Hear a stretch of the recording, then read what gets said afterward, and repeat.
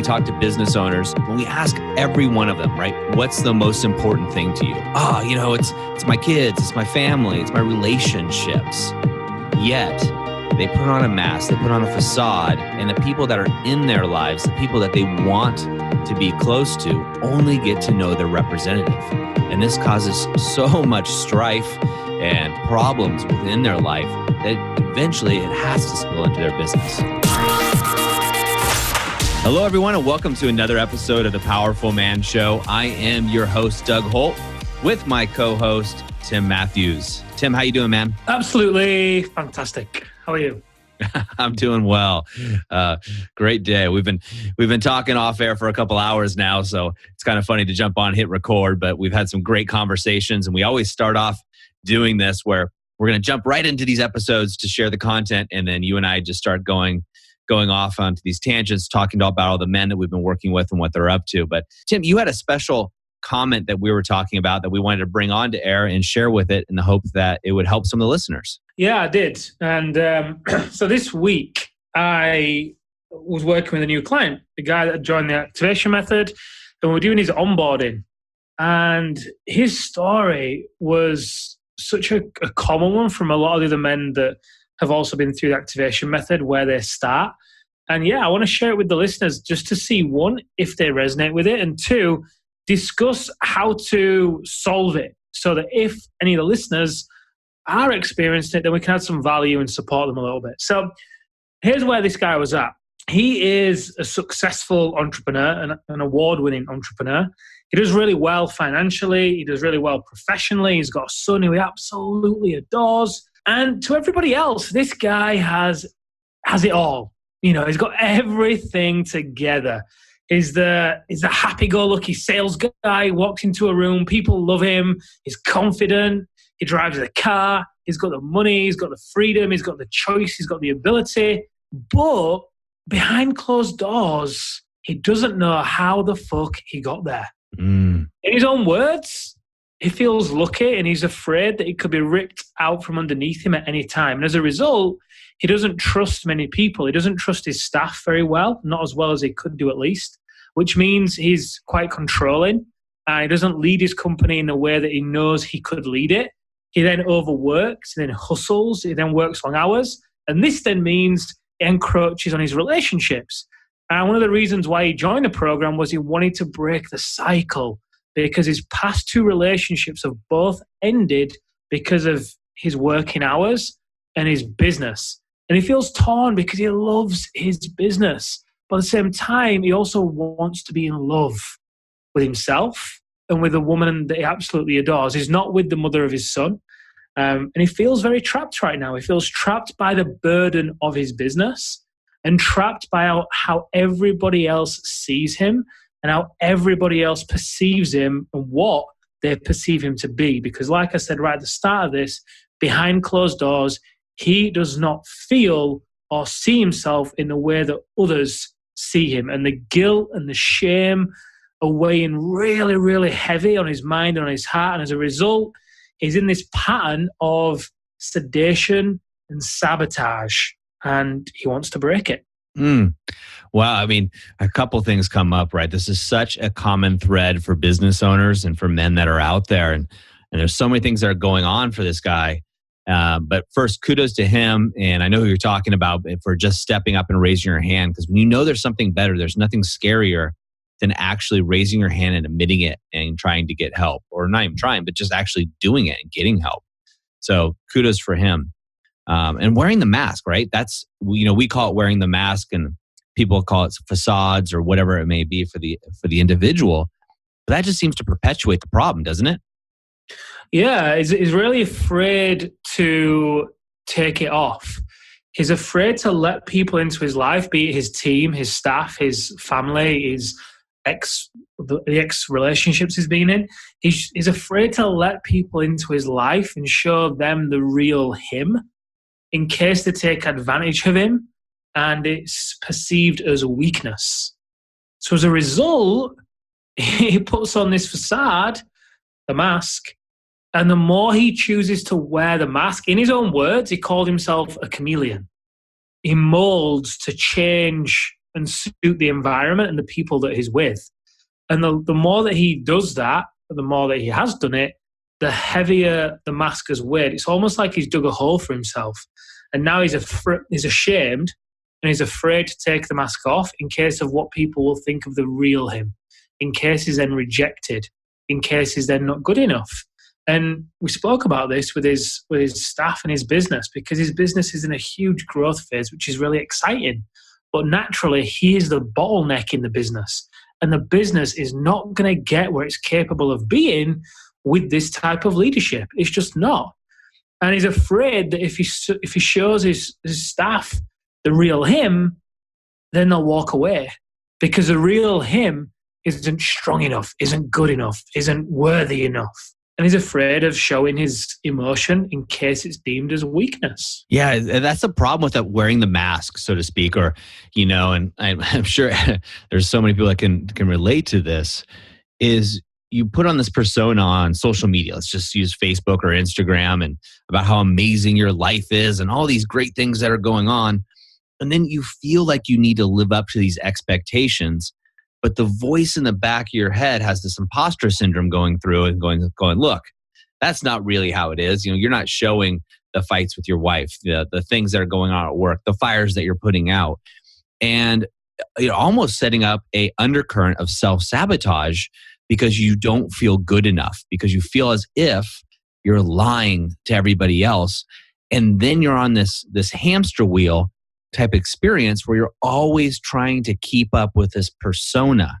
And as you keep up with this persona, you obviously become disconnected with yourself, but also the people around you, the people that you know, are also disconnected from you because they're not getting to know the true you. And what we talk about when we talk to business owners, when we're working with them, right, they're very involved in their business. When we ask every one of them, right, what's the most important thing to you? It's my kids, it's my family, it's my relationships. Yet they put on a mask, they put on a facade, and the people that are in their lives, the people that they want to be close to, only get to know their representative. And this causes so much strife and problems within their life that eventually it has to spill into their business. Yeah, completely. I mean, this guy in particular was telling me about one time he was sat with his ex-girlfriend on the sofa, obviously before they split up, and she turned to him and tapped him on the chest and was like, "Who are you really? Who is this guy? Because I don't feel like I'm getting the real you. Who are you?" And he said, "Tim, I couldn't answer it. For weeks, I couldn't answer it. Like, it really, really struck a chord, because I realized that for all my life, I have been people-pleasing and self-sacrificing. Sure, he's been successful in business. He is successful in business. But like a lot of the guys when we first worked with them, Doug, they've got there, and he got there through sheer brute force. From literally pushing the boulder up the hill night and day, no matter what it took, boom, boom, boom, boom, boom. We speak a lot about there being one destination and two paths. And for him, when he got asked this question by his ex-girlfriend, it really, really struck a chord. And that's where he starts to feel trapped by the mask, because the people-pleasing and self-sacrifice has then meant that he's shown up in his life for everybody else, based on how everybody else perceives him, based on what everybody else wants him to do, and then posting things, like you say, on social media to back up what everybody else thinks of him, to prove it.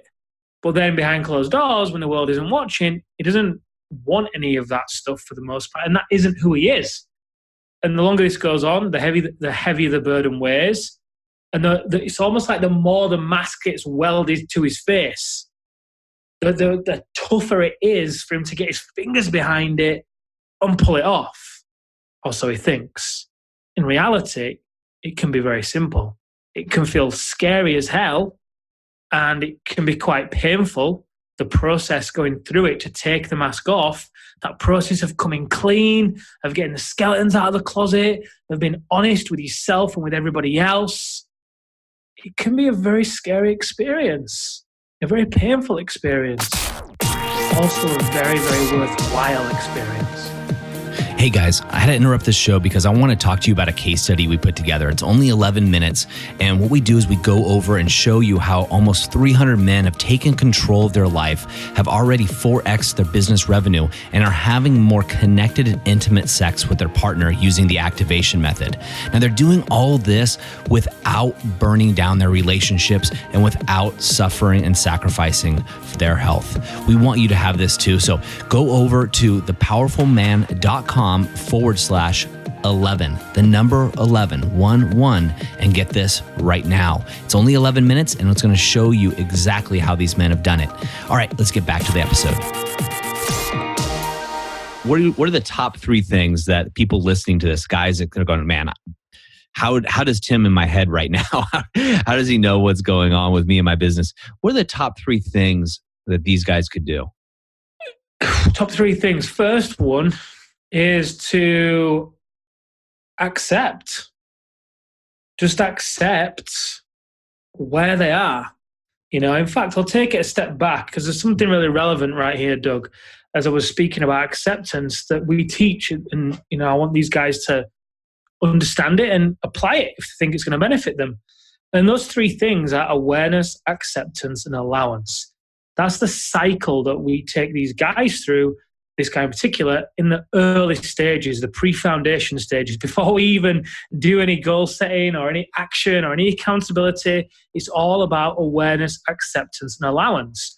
And awareness is obviously becoming aware of the fact that you're unhappy, becoming aware of the fact that you're wearing a mask, and what does it look like for you to wear this mask?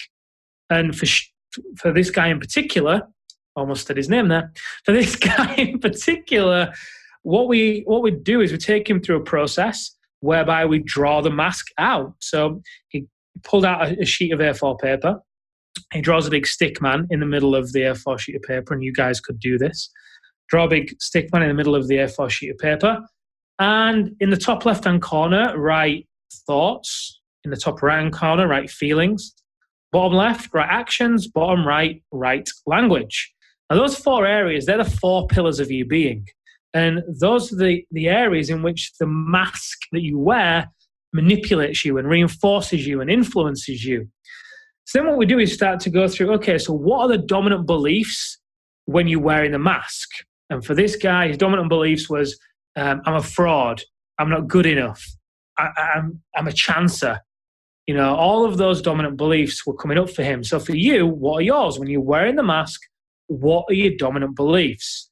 And then what are the dominant feelings? He felt trapped. He felt overwhelmed. He felt confused. He felt anxious. He felt angry. He felt numb as well. So for you, what are the dominant feelings you experience when you're wearing the mask? And then actions. What are the actions that you take? Again, for this guy, he would avoid confrontation. He would people please. He would self-sacrifice. He would work late. He would numb with food. He would numb himself with alcohol. He would spend money to feel good. All these different actions that he was taking. And then language. How do you show up? How do you hold yourself? What are your facial expressions? How do you communicate your voice? Language is all about body language. Paint the picture. And what this does is bring awareness to what the mask actually looks like. When you're wearing it, it brings it into reality. And then what you do is write a name. Give the mask a name.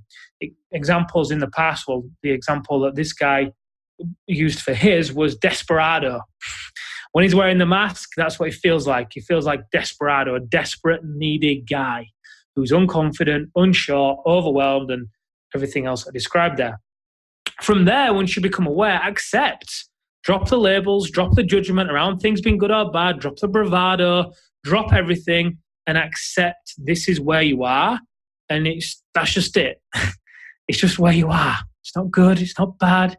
It's life. You're a human being. It's just where you are.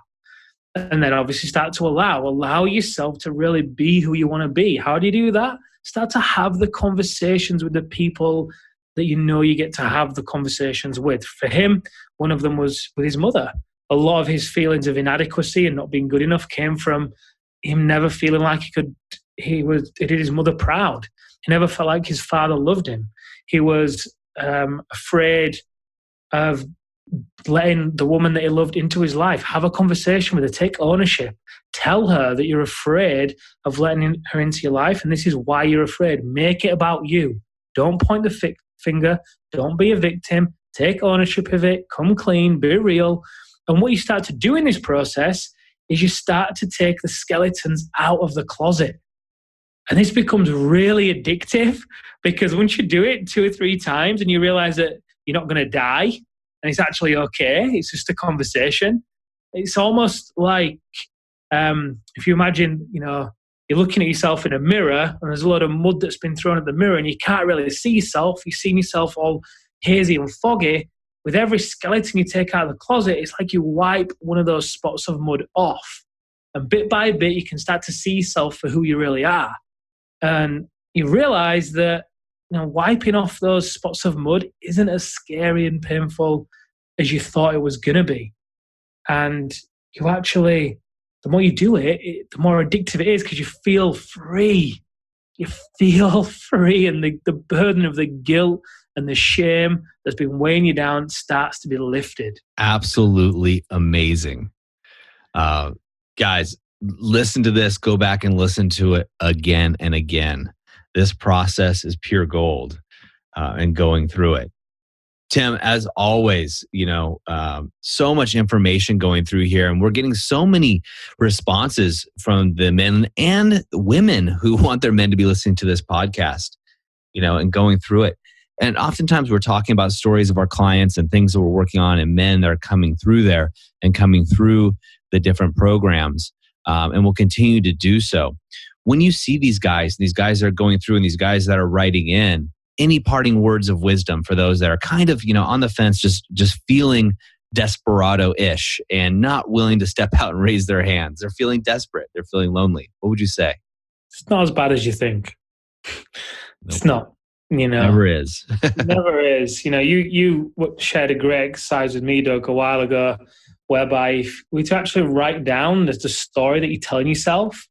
Actually, to sit down and write it out, let yourself think it, express it.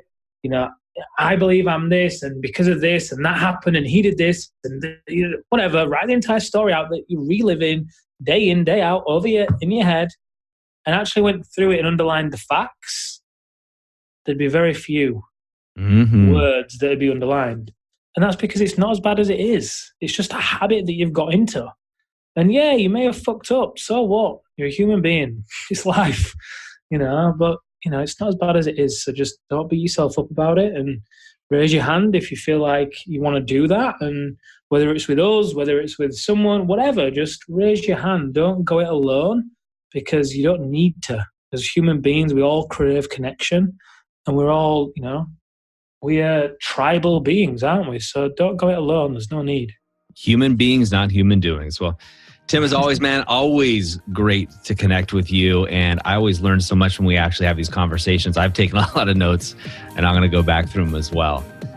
So until next week, my friend, great seeing you, and have an amazing day. Yeah, you too.